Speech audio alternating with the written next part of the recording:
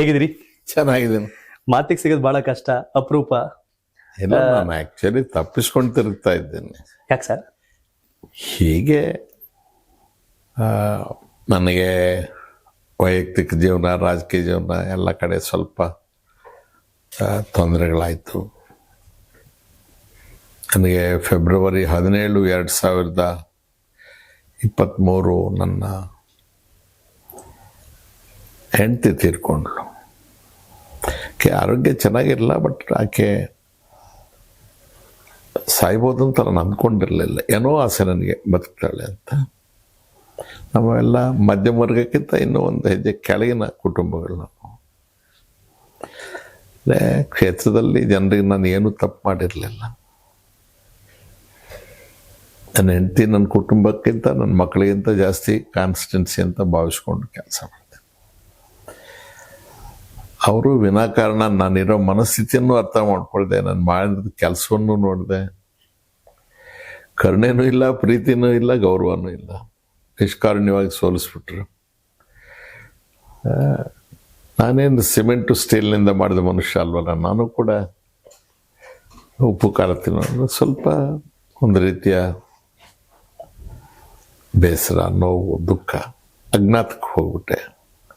ಆಮೇಲೆ ಓಡ್ಬಿಡೋದು, ಯಾರನ್ನ ಕಾಡಿಸೋದು, ಯಾರಿಗೂ ಮುಖ ತೋರಿಸ್ಬಾರ್ದು, ಮಾತಾಡಬಾರ್ದು. ಯಾಕಪ್ಪ, ನಾವು ಏನೋ ಅಪರಾಧ ಮಾಡಿರ್ಬೇಕಲ್ಲ, ಇದ್ರೆ ಯಾಕೆ ಸೋಲಿಸ್ತಾರೆ ನಮ್ಮನ್ನು? ಏನೋ ತಪ್ಪು ಮಾಡಿದ್ದೇವೆ, ಯಾಕೆ ಈ ಸಮಾಜಕ್ಕೆ ನಾವು ಮುಖ ತೋರಿಸ್ಬೇಕು ಅನ್ನೋ ಒಂದು ಥರದ ಫೀಲಿಂಗ್ ಬಂದ್ಬಿಡ್ತು. ಸ್ವಲ್ಪ 3 ವರ್ಷ ಆಗಿದೆ. ಈಗ ಅಕಸ್ಮಾತ್ ಇವತ್ತು ನಿಮ್ಮ ಕೈಗೆ ಸಿಕ್ಕಿಬಿಟ್ಟೆ. ನಾನು ಅಂಜ್ತೇನೆ.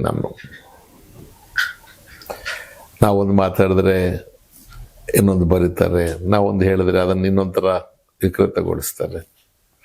ಅಟ್ಲೀಸ್ಟ್ ಈಗ ನೆಮ್ಮದಿಯಾಗಾದರೂ ಇದ್ದೇವೆ, ಎಲ್ಲ ಮರ್ತುಬಿಟ್ಟು ನೆಮ್ಮದಿನೂ ಹಾಳು ಮಾಡ್ಕೊಂಡ್ಬಿಟ್ರೆ. ಸೊ ಅದಕ್ಕಾಗಿ ಎಲ್ಲೂ ಹೆಚ್ಚು ಕಾಣಿಸ್ಕೊಡೋದು. ರಮೇಶ್ ಕುಮಾರ್ ಅವರಂದ್ರೆ ಧೈರ್ಯ, ರಮೇಶ್ ಕುಮಾರ್ ಅಂದ್ರೆ ವಿಚಾರ, ರಮೇಶ್ ಕುಮಾರ್ ಅಂದ್ರೆ ಚಿಂತನೆಗಳು, ರಮೇಶ್ ಕುಮಾರ್ ಅಂದ್ರೆ ಹಠವಾದಿ, ರಮೇಶ್ ಕುಮಾರ್ ಅಂದ್ರೆ ಹೋರಾಟಗಳು. ಇವೆಲ್ಲವೂ ನಿಮ್ ಶ್ರೀಮತಿಯವರ ನಂತರ ಸೋಲಿನ ನಂತರ ಆ ಎರಡೂ ಸನ್ನಿವೇಶಗಳು ಅಷ್ಟೊಂದು ನಿಮ್ಮನ್ನು ಕುಗ್ಸ್ತಾ ಅಂತ? ನಾ ಹೇಳಿದ್ನಲ್ಲ, ನಾನು ಸ್ಟೀಲು ಸಿಮೆಂಟಿಂದ ಮಾಡಿದ ಗೊಂಬೆ ಅಲ್ವಲ್ಲ. ನೀವು ಹೇಳಿದ ಎಲ್ಲ ಗುಣಗಳನ್ನು ಮೈಗೂಡಿಸ್ಕೊಂಡಿದ್ದೀನಿ. 47 ವರ್ಷಗಳ ಕಾಲ ಆಕೆ ನನ್ನ ಜೊತೆ. ಬಂಗಾರ, ಅಧಿಕಾರ, ಭವನ, ಆಸ್ತಿ ಅಲ್ಲ. ಕಡೆ ಪಕ್ಷ ನಾನೊಂದು ಸಿನಿಮಾ ಕರ್ಕೊಂಡೋಗಿ ಅಂತ ಕೂಡ ಯಾವತ್ತೂ ಕೇಳಿರೋದಿಲ್ಲ. ನನಗೊಂದು ಸೀರೆ ಕೊಡಿಸಿ ಅಂತ ಕೂಡ ಕೇಳಿ. ನನ್ನ ಸ್ಟಾಫ್ ಯಾರು ಆಕೆಗೆ ಗೊತ್ತಿಲ್ಲ, ನನ್ನ ಕಾರಲ್ಲಿ ಕೂತಿಲ್ಲ. ನನ್ನ ಕಷ್ಟಗಳಲ್ಲಿ ನನ್ನ ಭಾಗಿ. ಅಧಿಕಾರದಲ್ಲಿ ಭಾಳ ನನ್ನ ಸೋದರ ಮಾವನ ಮಗಳೇ. ಸೊ ನಾನು ಗೌರವವಾಗಿ ಬದುಕೋದಕ್ಕೆ, ಧೈರ್ಯವಾಗಿ ಬದುಕೋದಕ್ಕೆ, ಪ್ರಾಮಾಣಿಕವಾಗಿ ಬದುಕೋದಕ್ಕೆ, ನಿಷ್ಠೆಯಿಂದ ಇರೋದಕ್ಕೆ ಭಾಳ ಮಟ್ಟಿಗೆ ಆಕೆ ನನ್ನ ಜೊತೆಗೆ ಬೆಂಬಲವಾಗಿ ನಿಂತಿದ್ಲು. ಮಕ್ಕಳನ್ನು ಶಿಸ್ತಾಗಿ ಬೆಳೆಸೋದಕ್ಕೆ, ಮಕ್ಕಳಿಗೆ ನಮ್ಮ ಇತಿಮಿತಿ ಹೇಳೋದಕ್ಕೆ, ಹತೋಟಿಯಲ್ಲಿರಬೇಕು, ಹದ್ದು ಮೇಲೆ ನಡಿಬಾರ್ದು, ಜೀವನದ ಶೈಲಿಯನ್ನು ನಾವು ನಿಗಾ ಇಟ್ಟು ಬದುಕಬೇಕು, ಮೂರನೇವ್ರು ಯಾರೂ ನಮ್ಮನ್ನು ನೋಡಿ ಅಸಹ್ಯ ಪಟ್ಕೊಳ್ಬಾರ್ದು. ಇದು ಬಹುತೇಕ ಜವಾಬ್ದಾರಿ ಆಕೆ ಮೇಲೆ ಇತ್ತಲ್ವ. ಬೇಸರ ಆದಾಗ ಹೊರಗಿನ ಬೇಸರ ಎಲ್ಲ ತಂದು ಮನೇಲೇ ಬಿಡ್ತಿದ್ದೆ, ಆಕೆನೇ ಸ್ವೀಕಾರ ಮಾಡಬೇಕು. ಸಡನ್ನಾಗಿ ಅಂಥವರು ದೂರ ಆದಾಗ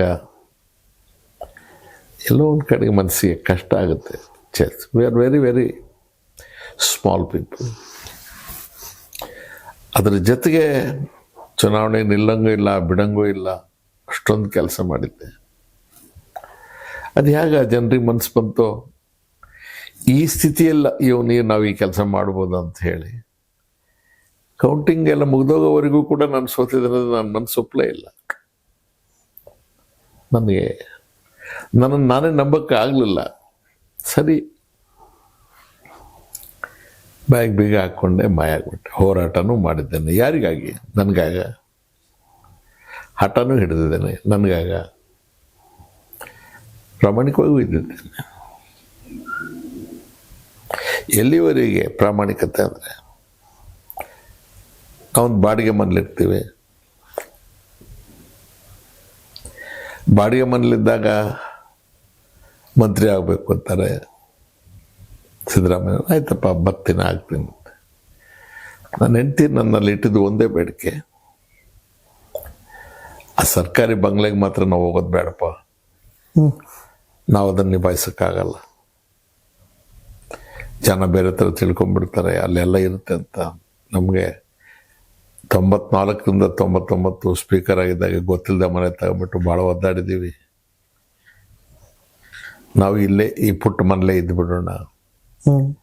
ಆಮೇಲೆ ಬೋರ್ಡ್ ಹಾಕಿಸ್ಬೇಡಿ ಮನೆ ಮುಂದ್ಗಡೆ, ಯಾರಿಗೂ ಗೊತ್ತಾಗೋದು ಬೇಡ. ನಾವು ಇಲ್ಲಿ ಏರಿಯಾದವ್ರಿಗೆ ಯಾರಿಗೂ ಡಿಸ್ಟರ್ಬ್ ಮಾಡಬಾರ್ದು.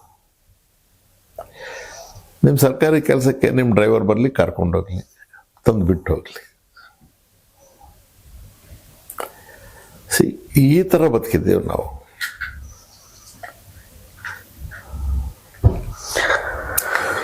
ಅಮಾನವೀಯಾಗಿ ನಡೆಸ್ಕೊಂಡ್ಬಿಟ್ಟಲ್ಲ ಒಂದು ಜನ. ನನಗೆ ಇನ್ನೂ ಈ ಕ್ಷಣಕ್ಕೂ ಕೂಡ ನಾನು ಅರ್ಗಿಸ್ಕೊಳಕ್ ಸಾಧ್ಯ ಆಗ್ತಿಲ್ಲ.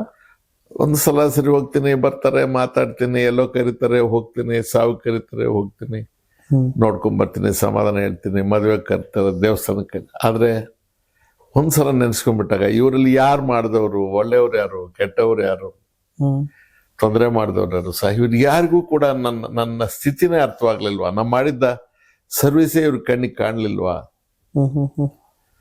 ಯಾಕಪ್ಪ ನಾನು ಇವ್ರಿಗೆ ಮುಖ ತೋರಿಸ್ಬೇಕು? ನನಗೆ ಎಷ್ಟು ನಾಚಿಕೆ ಇಲ್ದವನು ಆಗ್ಬಿಡ್ತೀನಿ ಅಂತ ಅನ್ನಿಸ್ಬಿಡುತ್ತೆ ಈಗಲೂ, ಈ ಕ್ಷಣಕ್ಕೂ ಕೂಡ. ಇವತ್ತಿದ್ದ ಮನಸ್ಥಿತಿ ನನಗೆ ನಾಳೆ ಇರೋದಿಲ್ಲ. ನಾಳೆ ಬೆಳಗ್ಗೆ ಬೇಡಪ್ಪ ಹೋಗಿ ಬಚ್ಚಿಟ್ಕೊಂಬೇಡ ಅಂತ ಅನ್ಸುತ್ತೆ.